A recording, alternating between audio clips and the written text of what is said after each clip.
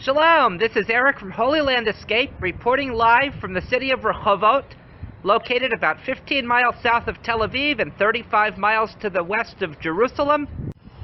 And this movie is dedicated to our Gentile friends and some of our Jewish friends in the diaspora who have not yet had the opportunity to visit Israel. I was recently asked, in response to one of my articles, what's it like to live in Israel? What's it like to live in the Holy Land? And while that is a very long answer, I want to give a little bit of a taste in this video. And I am giving my perspective, an American Jew who grew up in small town Ohio, East Liverpool, Ohio, about 50 miles from Pittsburgh, and moved to Israel at first in 1999 and lived here for about 5 years. I did what they call make aliyah. Aliyah literally means to move up. When Jews refer to coming to Israel, they always use the term aliyah because coming to Israel is moving up spiritually, connecting to the homeland. The land of Israel, the Holy Land, is considered moving up. My wife is Israeli. She's from the town of Yavne, which is not far from Rehovot, where I live. And after spending about 6 years in America, a couple years after we got married, we came back to Israel as a family about 7 years ago.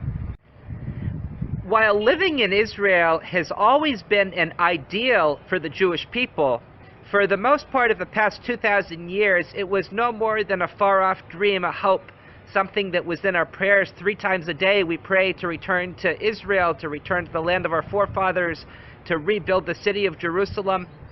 But lo and behold, starting from 69 years ago in 1948, with the reestablishment of the State of Israel after 2,000 years of exile, that dream has now become a reality.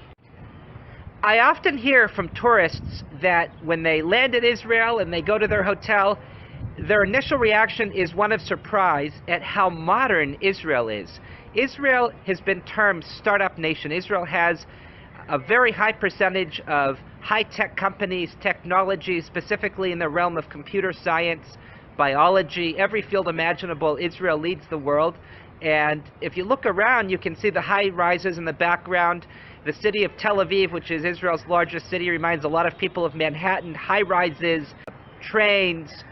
We're going to have a high-speed train in a couple of years that will connect the city of Jerusalem to Tel Aviv in about 26 minutes, Israel's first high-speed train. The integration of the Torah, of the 5 books of Moses, that according to Jewish tradition was received on Mount Sinai and written down by Moses as dictated by God, the integration of that with modern life is perhaps nowhere greater than here in the land of Israel.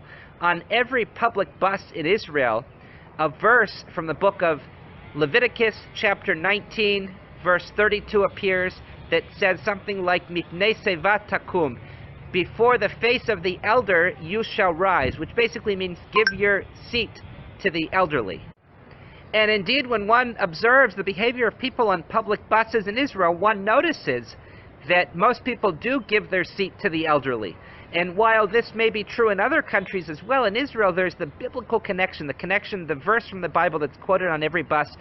Coming to Israel today has never been easier than at any point in the entire history of the world. I recently wrote an article about a story by a famous Israeli author named Shai Agnon, who talks about a Jew in Poland whose goat would disappear. And it turned out the goat was going to a magical cave. And the cave led to the land of Israel. Well, coming to Israel today is literally as easy as entering the magical cave. By going on an airplane, if one falls asleep on the airplane, you can wake up, and no sooner you'll be in the land of Israel. Here at Holy Land Escape, we do our best to bring Israel to you. And we are always more than willing to speak to any group, maybe a church group, maybe a synagogue group. If you want to do a live broadcast, thanks to modern technology, we can appear on the screen. We can literally bring Israel to you, although there's nothing better than being here and walking in the footsteps of the Bible.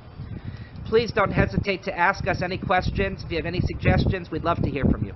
Shalom from Israel.